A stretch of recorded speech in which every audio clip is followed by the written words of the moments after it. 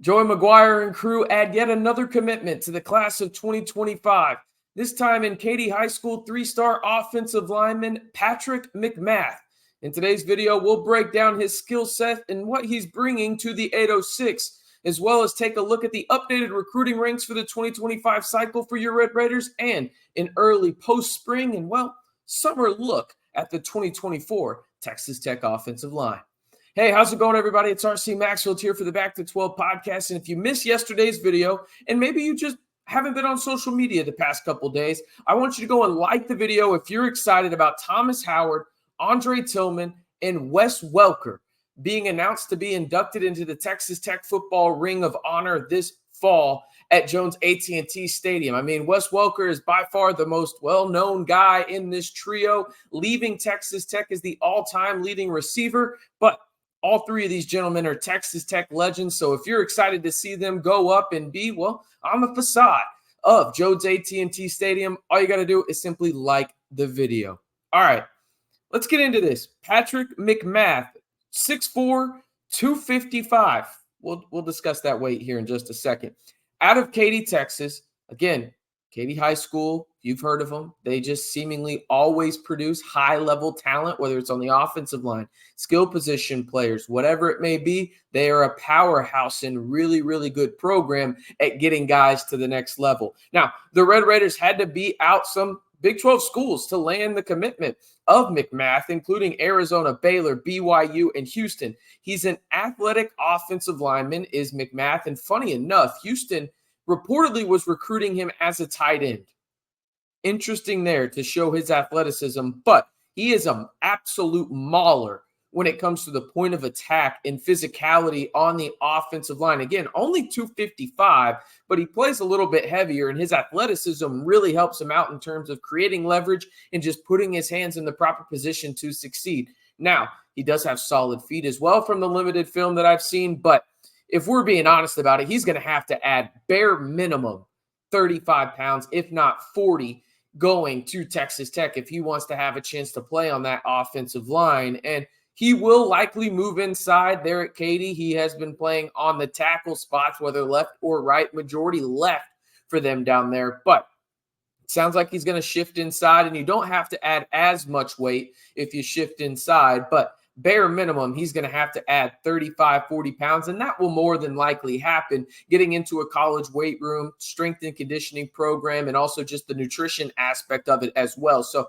I'm not really worried about the weight. That being said, he does come from that big-time high school, as I mentioned, and he's a big-time project, I think, too. Now, Jacob Harris over at Scarlet and Black Insider actually talked to McMath during his recruitment process and after he committed to the Scarlet and Black, and McMath will be an early enrollee. That is absolutely huge for him, getting to go through spring practice and also just, again, more time being in the college weight room in that nutrition program. That's going to be huge for him if he wants to have a chance to make that two deep or be a potential starter for the Red Raiders down the line. Again, overall, this is a project ad, but one that I think you can see the traits in terms of the skill sets that he has on tape and why Joey McGuire and crew like him. It's going to have to get in the weight room, as I sound like a broken record there. But overall, he pops on tape, and I like the skills that he presents because he is uber athletic, even for his size. And it's going to be one of those things where if that athleticism translates after he makes the weight that he needs to get, look out. You could have something there if you're the Texas Tech Red Raiders. All right. Let's look at the team rankings for the Red Raiders after the commitment of McMath for the 2025 recruiting class. You can see them at the bottom of your screen right there. Updated 247 Sports has the Red Raiders with a top 25 class coming in at number 25. Rivals 26 on 3 with the 27th best recruiting class in the country. Now, there are a couple of names that you need to monitor. I mentioned them in yesterday's video, but I'll help you out here in today's video as well. June 24th. Name to watch is R.J. Lee, 3-star offensive tackle who is an absolute behemoth, 6'8", 330, great hands. It looks like it's going to come down to him going to either Houston, Texas Tech, maybe another school sprinkled in there as well.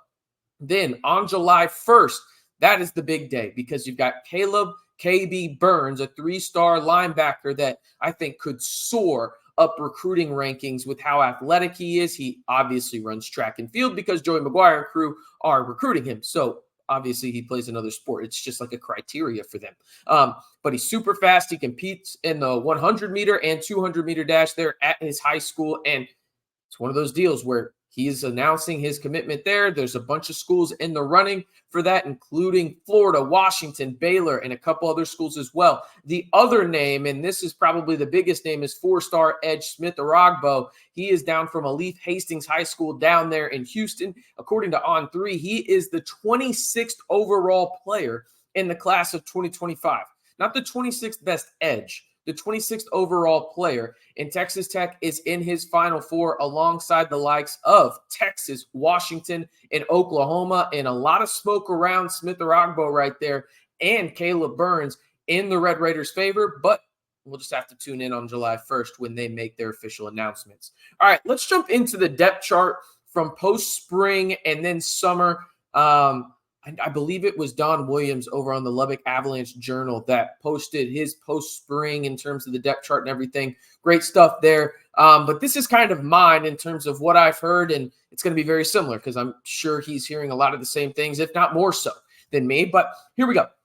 This is the 3-deep depth chart in terms of the summer right now, and it's at the bottom of your screen right there at left tackle, which is probably the biggest question mark right now for the Red Raiders. I think it's either going to be Sterling Porcher or you're going to have Maurice Rodriguez there. Now, as of right now, I would give Porcher the inside track to be the day one, game one starter there on August 31st with kickoff set for, 6 p.m. At Jones AT&T Stadium. And then you've got JP there, the freshman, as the third stringer. Apparently he had a really, really good spring camp. Now, then you shift over. Left guard may be the most solidified position on the offensive line for the Red Raiders. That and maybe right tackle with Vinny Scurry coming in there. He's a super senior. Should have put that down there for you. I apologize. Then you got Dylan Shaw with Nick Fatigue coming in there afterwards. A couple of redshirt freshmen backing up the super senior who was one of the most highly coveted lineman in this past portal cycle, and Texas Tech landed him. Then you've got the guy that probably stood out or I heard the most about this spring in terms of his development, and that's Sheridan Wilson. I think there's a real shot that he's the starting center for the Red Raiders against Abilene Christian on August 31st. He is a true sophomore. He is a guy that really fits all the criteria in terms of being a center at an elite college football program, in terms of high-level college football program, I should say. He's smart. He communicates well. He uses his hands. He knows how to use leverage well as well.